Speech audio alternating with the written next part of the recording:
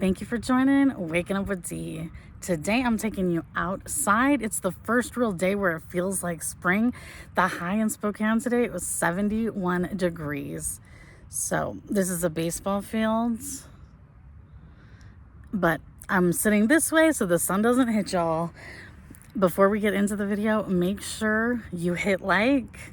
Also, if you have not yet subscribed, please hit that subscribe button and hit that notification bell so every time I upload, you are notified.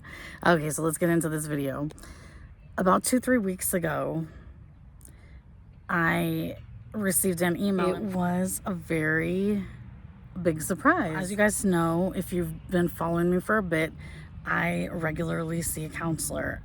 I've managed moderate to severe depression for about 15 years, as well as anxiety. And so what works for me is a combination of medication, also with counseling. So I had a counselor for approximately 2 to 3 years. We had a really good rapport, very good relationship. The last session I had was like on a Wednesday, one of my days off, and she was gonna pull the payment on Friday. We had that arrangement. Well, unfortunately, when the payment pulled, I did not have sufficient funds for the amount. So I messaged her because I did not plan for that to happen. I messaged her and I said, hey, because I have been dealing with my medical conditions, my direct deposit was way less than I had imagined. My account had already been negative balance, so when the direct deposit hit, there was barely any positive balance. So as you can imagine, financially, I've been struggling. If you miss work and don't have enough sick hours, you don't get paid, which is the case I was in, right? So I said, I'm working as hard as I can to try to find a solution to this. I'll keep you posted. I'm really sorry. She said, okay, thanks for letting me know. She responded. And then about 1 to 2 days later, she sent me an email. And this was the surprise email. She said, I hope this email finds you well. I noticed in our recent sessions, you haven't been making much progress on your treatment goals for the majority of the goals. So maybe now is not a good time to work on them. Or right now, I'm not the best counselor to see. And then she proceeds to go on and say, also, I'm canceling the $50 payment you owe me because you've been going through financial hardship. I don't want this to put a strain on you. It's not ethical for us to continue to charge you when this is going to put stress on you. And so I'm canceling the $50 that you owe me, and I'm discharging you as a client. Here's a list of more affordable options. So I read this and I was kind of floored. I was speechless. I was like, what the heck? So let me give you a little background, right? In the summer, I had started having greater financial issues. So I communicated to my counselor and I said, hey, I'm not able to continue counseling right now because I just cannot afford a $50 payment. My insurance doesn't cover this counselor. And I needed a counselor that had more flexibility, because it's hard sometimes to find a counselor where you can have them virtually and have them the hours and days you need. So I've been sticking with this counselor. And then the owner of the counseling center said, hey, I don't want you to discontinue counseling because you really need it. Let me just put you on a payment plan. And I was like, dang, that is so kind. Thank you for your graciousness. Thank you. Because I was really working on stuff and I was really feeling like I needed counseling. So then I followed that payment plan and everything worked out. But then as the fall came and the winter, I would have to plan counseling sessions around my budget. $50 to me, it's a lot of money. I know that for some people that's not a lot, but for me, when you don't have much, it's a lot. I would have changed counselors to see if like I could go through a more affordable option, but the reason I hadn't is because when you build rapport with a person and you have a good relationship, it's a lot to find someone new and like bare your soul. I didn't want to stop with this person. I would typically go every other week. I don't, unless there's something I really need to work on or something really troubling me, I don't find that I need to go every week. And so sometimes I'd say, hey, I get paid on a Friday because my days off are Wednesday or Thursday. Can I have my appointment on Wednesday or Thursday? And then you pull the funds on Friday. And like my counselor was gracious enough to say, yeah, that works. Look, I know counselors need to eat. I know that she was already cutting me a deal on her sliding scale, because if I would have had to pay full price, it was something like about $150 per session, and it's a 50-minute session. So I'm very thankful that I only had to pay $50 per session. So, and this is not to say anything bad against her. However, I really do dislike that she communicated all this in an email, because we had a 2 to 3 year relationship, and I feel like picking up the phone, I feel like would have been a better idea. I'm not even mad about the money part, because she needs to eat. She needs her money. I understand that. What I am frustrated about, or was frustrated about, is when she's like, you're not following your treatment plan. You're not following the goals that you had set. So yeah, when it's treatment plan, it sounds all like, well, what does that mean? You know, D, what is a treatment plan? What are the goals that you had set? Basically, the treatment plan is just the goals that I had set. I think there were 3 to 4. And it could be anything as far as like, what are you doing to work on boundaries with this person?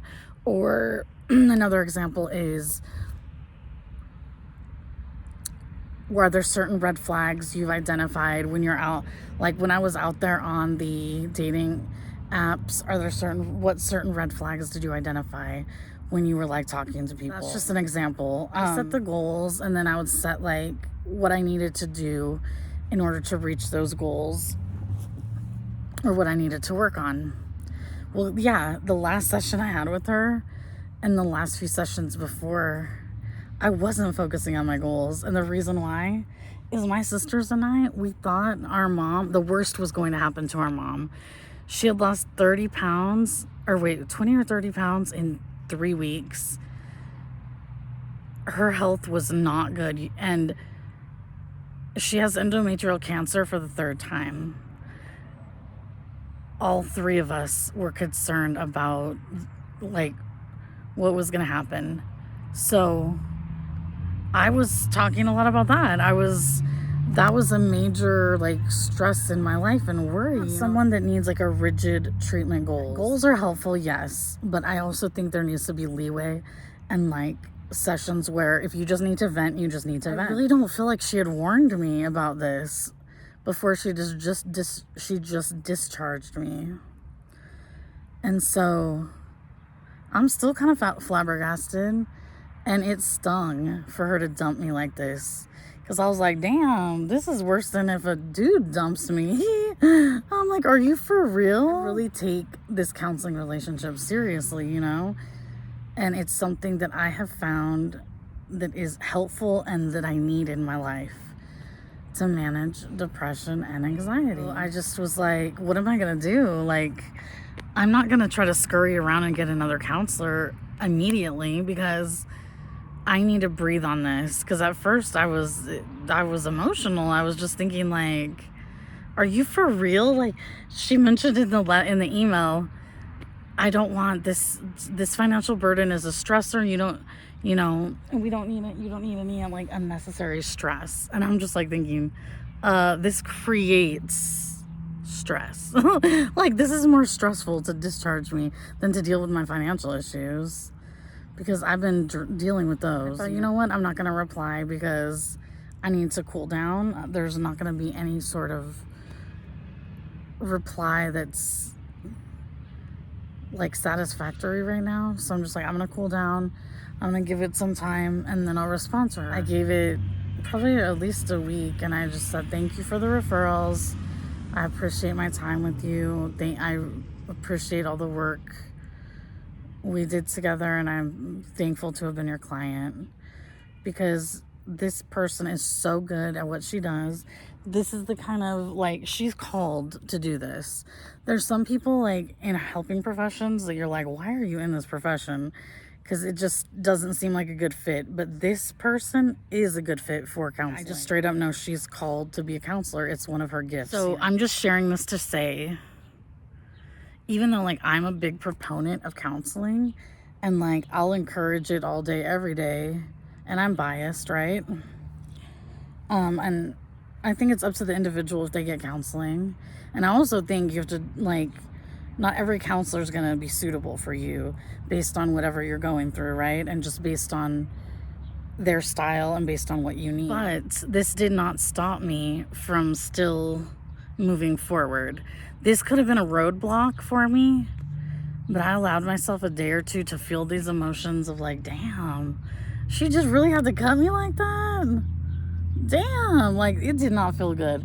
But I allowed myself time to be vulnerable, right? To feel those emotions that are hard for me to feel sometimes, like that sadness, that pain, that anger, that disappointment. And then once I was done feeling that for a day or two, I thought, you know what? In the meantime, what I'm going to do is journal. I'm going to, like, reach out to some people in my life who are supportive. And when I'm ready to, like, find a new counselor, I'll broach that subject then. But I wanted to share with you that if you're in counseling, whether you've gone once or a few times, or whether you've been doing it for years or decades, even though you have an experience with one counselor that maybe is not ideal, never let that deter you from working on yourself, from setting goals you need to, and from seeking the support you need. Do not let one person's decisions stop you from really digging in deep and finding a counselor who might be more suitable, finding a counselor that might be more affordable, whatever the case is. It's sad for me to think, like, damn, there were certain things she really helped me with. But, like, I honestly feel like that was the end of the road. I don't feel like I can ever go back to her. And that makes me sad. And that's a personal decision on my end. But I just feel like there's certain things that just don't feel good and don't feel right. And if you can't pick up the phone, have a conversation with me, or, like, have a little virtual meeting, even if it's 5 or 10 minutes, I personally can't see you again. Like, it's just not gonna happen, because that relationship was broken. I decided I'm just gonna be appreciative for what I learned from her and just move on. That's what I can do. I'm thankful that I met her, that I got to know her, for everything I learned, but it's time to move on. So I just really encourage everyone out there, do not let 1, 2, 3 counseling experiences deter you from never seeking counseling. Because yes, can it be discouraging when something happens like this? Yes. Can there be, like, horrible fit, like with a counselor you were assigned or counselor you find? Yes. But the important thing is that you work on you. The important thing is I work on myself. You know what I mean? So for the time being, I'm going to write it out. And I'm already working on the next step of seeking a counselor. So maybe I'll share that journey with you. But I just wanted you guys to know what a real experience is like, and that not everything is always peachy keen. But if you watch this whole video, OMG, thank you so much. Please comment below the hug emoji, #hug. Also, thank you for the loyal subscribers. You guys are awesome. And thank you for the new subscribers as well. I look forward to getting to know you. Make sure you like this video, comment down below if you have any questions, or if you have a bad experience with a counselor, feel free to share. I know that's really personal, so you may not want to. I appreciate you listening and watching this video. And keep your head up. Keep your head up. Because there have been some low moments in the past month or so, like month and a half. But I'm moving forward, and so can you. So do not let anyone, regardless of their title, regardless of their education, regardless of anything, do not let them or their decisions to deter you, to deter me from becoming a better me, from working and focusing more on myself. Because these things are important. And sometimes in life, things happen that we definitely do not expect. So while I'm grateful that I had her as a counselor, and I'm grateful for her graciousness and the owner of the counseling firm's graciousness, we have to move on. And sometimes moving on doesn't feel good, but now I'm in the space where I can move on and I feel okay about that. So anyways, last but not least, there is only one you. So don't forget to take care of you. Bye, you guys.